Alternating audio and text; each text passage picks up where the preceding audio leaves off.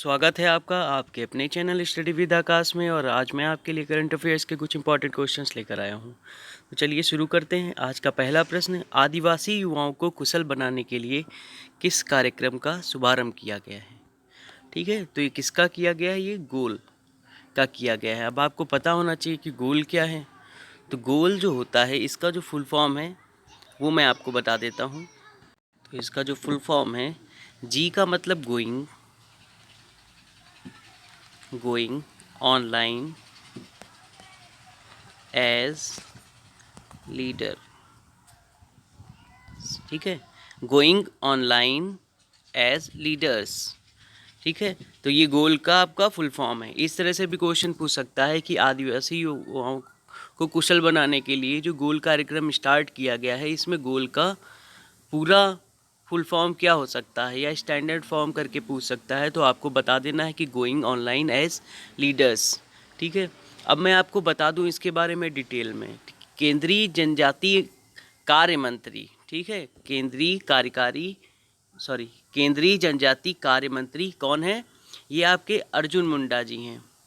ठीक, अर्जुन मुंडा। ठीक, इन्होंने क्या किया है, इनके द्वारा डिजिटल प्रणाली के माध्यम से आदिवासी युवाओं को मेंटरशिप प्रदान करने के लिए गोल कार्यक्रम शुरू किया गया है। ठीक है, किसके द्वारा शुरू किया गया है? ये अर्जुन मुंडा जी के द्वारा शुरू किया गया है। और ये किसके साथ शुरू किया गया है? ये जो है, देखिए मैं इसके बारे में आपको पूरा फिर से बोल देता हूँ कि गोल कार्यक्रम जनजातीय कार्य मंत्रालय के साथ शुरू की गई फेसबुक इंडिया की संयुक्त पहल है। ठीक है, किसके साथ? फेसबुक इंडिया के साथ। ठीक, किसके साथ? फेसबुक इंडिया के साथ। ठीक, संयुक्त पहल है। और इसमें वर्तमान में केवल 5,000 आदिवासी युवाओं को सशक्त बनाने का लक्ष्य रखा गया है वर्तमान में। ठीक है, आगे ये बढ़ाया जाएगा। वर्तमान में कितने युवाओं को? लगभग 5,000 युवाओं को सशक्त बनाने का लक्ष्य रखा गया है। अब इसमें नाम आया है फेसबुक का, तो फेसबुक के बारे में भी जान लेते हैं। आपको पता है कि फेसबुक के मुख्य कार्यकारी अधिकारी या मालिक आप बोल सकते हैं, वो कौन है? वो मार्क जुकरबर्ग हैं। कौन है? Mark Zuckerberg. ठीक है, अब बात करते हैं कि फेसबुक का मुख्यालय कहाँ है या हेडक्वार्टर कहाँ है। तो ये कहाँ है? ये कैलिफोर्निया में है। कैलिफोर्निया। ठीक है, अब पता होना चाहिए कैलिफोर्निया कहाँ है। तो ये अमेरिका में है, यूएसए में। ठीक है, और आपको पता है कि अमेरिका के प्रेसिडेंट कौन है? तो वो डोनाल्ड ट्रंप हैं। ठीक है, अब अगले क्वेश्चन को देखते हैं। अगला जो क्वेश्चन है वो इम्पॉर्टेंट भी है। ठीक है, और हो सकता है कि एग्ज़ाम में पूछा जाए, क्योंकि डेज भी बहुत ज़्यादा पूछे जाते हैं। तो चलिए पढ़ते हैं। इंटरनेशनल डे ऑफ लाइट कब मनाया जाता है? तो ये 16 मई को मनाया जाता है। ठीक है, तो ये क्यों मनाया जाता है? तो मैं आपको बता दूं कि 1960 में 1960 में भौतिक विज्ञान इंजीनियर थियोडोर, कौन? थियोडोर मैमन द्वारा लेजर के पहले सफल संचालन की वर्षगांठ का प्रतीक है ये। ठीक है, क्या? इंटरनेशनल डे ऑफ लाइट, ये क्या है? ये थियोडोर मेमन द्वारा लेजर का पहला सफल संचालन किया गया था, उसी के वर्षगांठ का प्रतीक है। क्या? International day of light. ये आपको अच्छे से याद रखना है। अब अगली क्वेश्चन की ओर बढ़ते हैं। अगला क्वेश्चन है कि अमेरिकी सशस्त्र सेना दिवस कब मनाया जाता है? तो ये कब मनाया जाता है? ये मैं 16 मई को इस बार मनाया गया है, लेकिन हम लोग ये नहीं कह सकते हैं कि ये 16 मई को ही मनाया जाता है। ठीक है, ये पॉइंट याद रखिएगा कि मई का जो तीसरा शनिवार होता है, मई का जो थर्ड सैटरडे होता है, ठीक है, उसमें ये मनाया जाता है। तो सैटरडे कभी भी पड़ सकता है, 16, 17 या 14, 15, 16, 17, कभी भी ये सैटरडे पड़ सकता है। ठीक है, तो आपको याद रखना है कि 16 मई नहीं, मई का जो तीसरा शनिवार होगा उसमें जो है अमेरिकी सशस्त्र सेना दिवस मनाया जाता है। और इस बार जो शनिवार पड़ा है वो 16 मई को तीसरा शनिवार पड़ा है। तो हम लोगों ने या अमेरिकी सशस्त्र सेना दिवस जो है 16 मई को मनाया गया है। अब अगले क्वेश्चन को देखते हैं। अगला क्वेश्चन जो है वो इम्पॉर्टेंट है। वैश्विक पोषण रिपोर्ट 2020 जारी की है, तो ये किसने जारी की है? ये विश्व स्वास्थ्य संगठन ने की है, जिसको हम लोग WHO भी बोलते हैं। ठीक है, WHO के बारे में मैंने आपको बहुत बार बताया है, और जितनी बार भी ये आएगा मैं उसके बारे में बताता चलूँगा, जिससे आपको ये पूरी तरह से याद हो जाए, रट जाए। ठीक है, तो वैश्विक रिपोर्ट 2020 जारी करी है, और आपको इतना ध्यान रखना है जितनी रिपोर्ट पेश की जाएंगी प्रेजेंट टाइम में, उनको आपको अच्छे से पढ़ना है। उसमें से एक या दो क्वेश्चन ज़रूर आना है, 100% आना है। ठीक है, तो आपको ये याद रखना है कि किसने जारी की है। WHO ने जारी करी, विश्व स्वास्थ्य संगठन ने। WHO की स्थापना 7 अप्रैल 1948 को हुई थी। ठीक, जिनेवा स्विट्ज़रलैंड में इसका मुख्यालय है, ये भी आपको याद रखना है। और इसमें WHO ने क्या बताया है, मैं आपको ये बता दूं कि WHO ने वैश्विक पोषण रिपोर्ट जारी की है, जिसके अनुसार भारत विश्व के उन 88 देशों में शामिल है। ठीक, कितने देशों में? 88 देशों में शामिल है, जो संभवतः वर्ष 2025 तक, ध्यान से सुनिएगा, ये अच्छी खबर नहीं है, 2025 तक वैश्विक पोषण लक्ष्यों को प्राप्त करने में सफल नहीं हो सकेगा। ठीक है, ये संभावना व्यक्त करी है किसने? WHO ने। तो अगले क्वेश्चन को अब देखते हैं।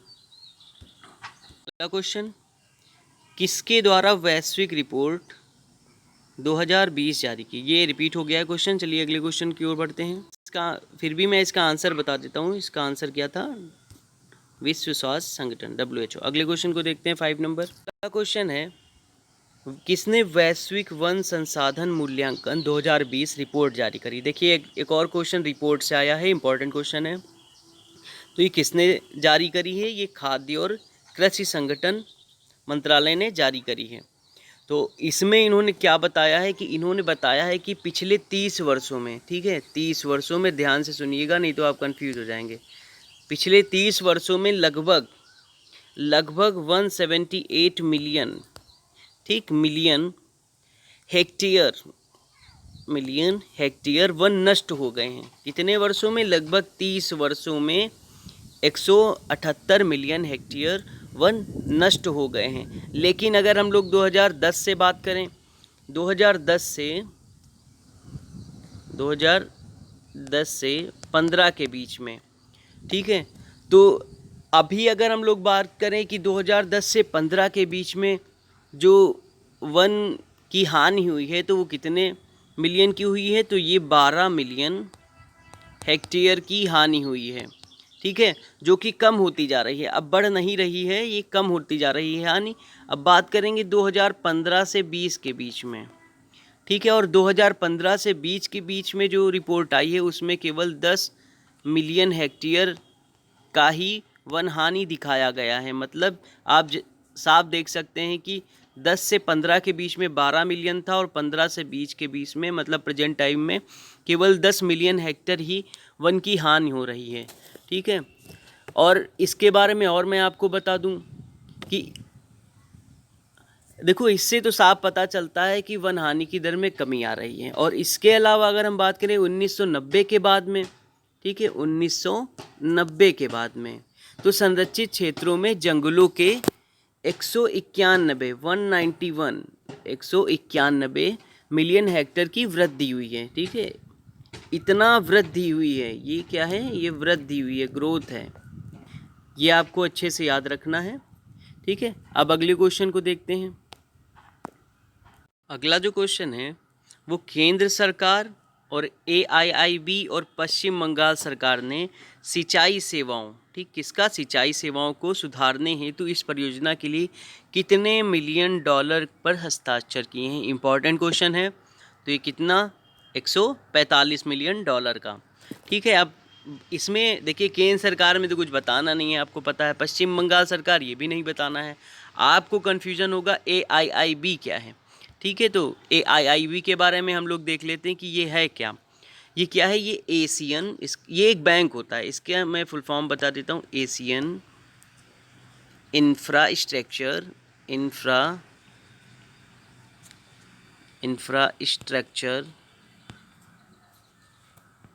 ठीक है, इन्वेस्टमेंट बैंक, ये AIIB का फुल फॉर्म है। अब इसकी स्थापना मैं बता देता हूँ कि AIIB की स्थापना कब हुई, तो ये हुई थी 16 जनवरी 2016 को। ठीक है, 16 जनवरी 2016 को ये स्थापना मानी जाती है। और इसका अगर हम लोग हेडक्वार्टर की बात करें तो ये आपका हेडक्वार्टर कहाँ पर है, ये बीजिंग में है, बीजिंग चाइना में है। ठीक है, और इसके अगर प्रेसिडेंट की बात करें या हेड आप बोल सकते हैं, तो वो कौन है, ये आपके जिन लिकन है, जिन LIQUN, जिन लिकन। ठीक है, ये आपको ध्यान से पढ़ना है।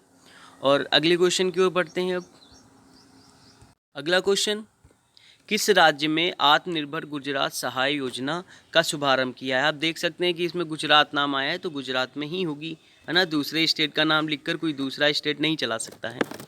तो ये आत्मनिर्भर गुजरात सहाय योजना जो है गुजरात में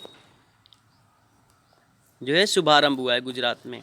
अब इसमें इसका मुख्य उद्देश्य क्या है, इसका मुख्य उद्देश्य है ब्याज, सब्सिडी, ऋण स्थगन सहित 1 लाख रुपए तक का गारंटी रहित ऋण प्रदान करना। ठीक है, इसका उद्देश्य क्या है कि 1 लाख रुपए तक ऋण प्रदान करना, समझ गए। और ये क्या कैसा रहेगा, ये गारंटी रहित रहेगा।